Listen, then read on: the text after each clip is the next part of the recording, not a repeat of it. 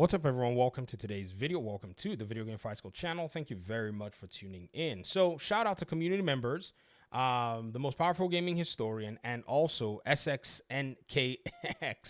These are folk who actually do some work and some content following video game, happenings. And I thought I was really, decent at receipts, but the community always carries me in this regard. And I just saw, say, this particular article that was first cited here for me to take a look at about Stalker 2.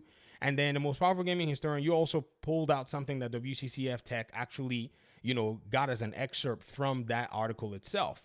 I made a video talking about specific aspects of the article, and I thought we'd dive even further because this brings to conversation again the Series S, because now it's come back to light, and all of this stuff has finally come back home to roost.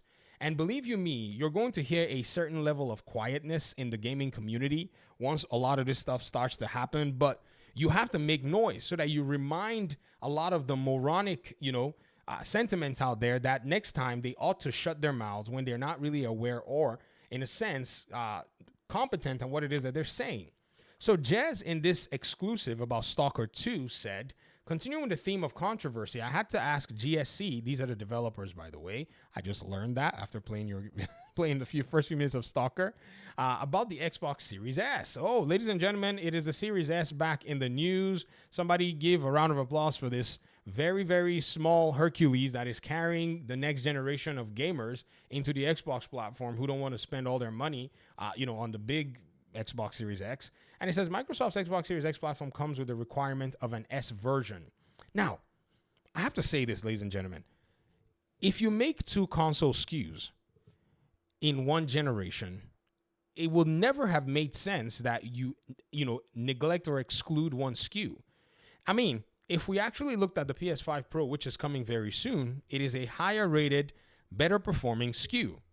There's no way anybody will bring out a SKU and then say, no, we're going to pretty much just say to you, well, skip the PS5 if only the Pro can carry your game. PlayStation would never go for that. PlayStation fans would never go for that. And this hardware that you're seeing called the Series S is already better than the PlayStation 4. And we had some of the most impressive development happen on that platform, even the 360 and PS3 days. So I don't know if developers have forgotten how to make games or, I look up to developers that are able to do this kind of amazing feats. So I look at the conversation about the Series S and I've realized that from the bottom of, a lot of hatred is just, to find a way to dog on Xbox. That's all it's been. That's literally all it's been. It's been a bunch of nonsensical, sentiments out there. And I'm glad that I said something because a lot of these folk would have been running all over the place with nonsense talking points, which sports lower end specs, look at me, I chased the rabbit all the way down there, than its PS5 competing Xbox Series X. Okay, some developers have openly complained about the difficulty of porting titles to the Series S. See, the developers who have complained, who we take legitimate, like, Sven from Larian, the boss of Baldur's Gate 3, he made sure that he, hedged his complaint on the fact that they tried to do a multi-platform launch, which they had never done before. That small part of the conversation always gets missing somewhere.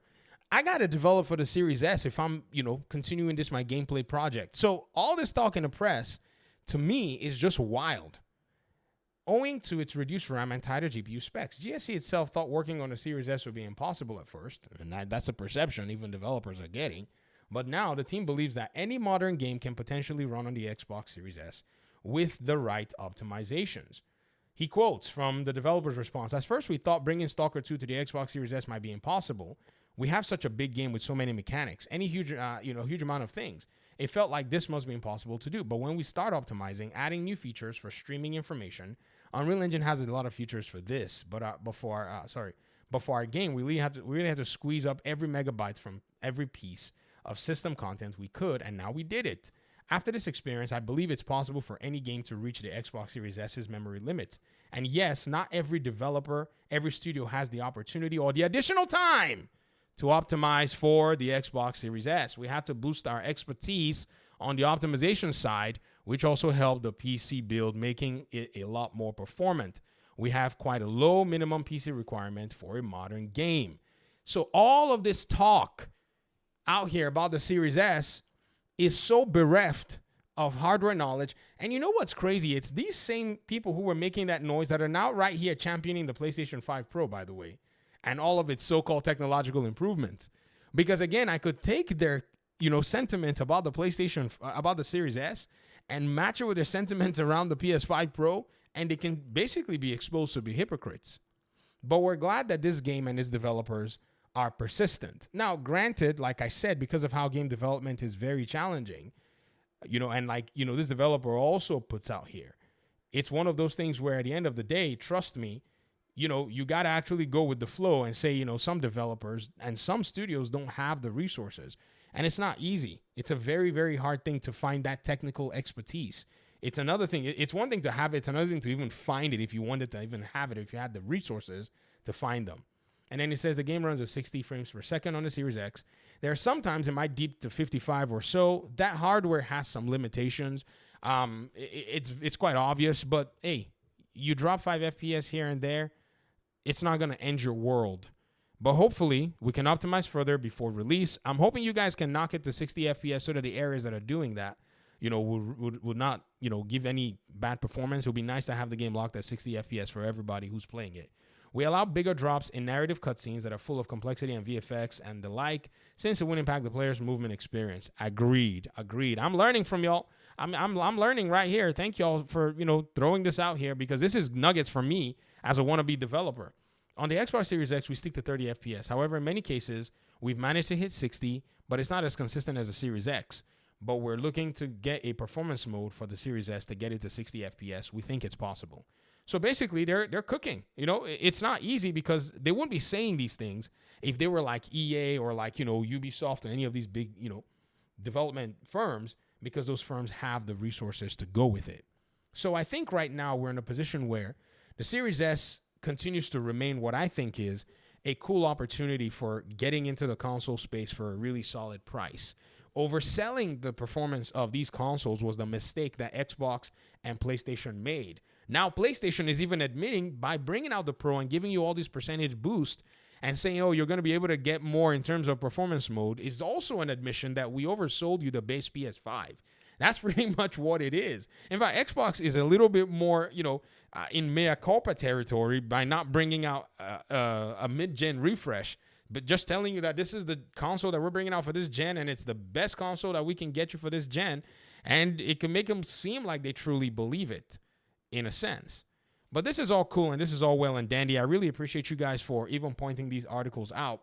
And those of you who are interested in the Stalker game, let me hear your thoughts in the comment section. If you're playing on the Series S, this is what they have right now. They have it at 30 FPS cooked up. A lot of folk who play on console have told me that they are not concerned about FPS by any measure and by any strength. And I do believe them, because honestly, when I was playing on console, to me, what was more important was the game itself. I never really, thought too much about the performance unless I played the game so much. And then after a while, I was thinking to myself, I wonder what it looked like to actually play it at higher FPS, of which, I engaged in doing later on.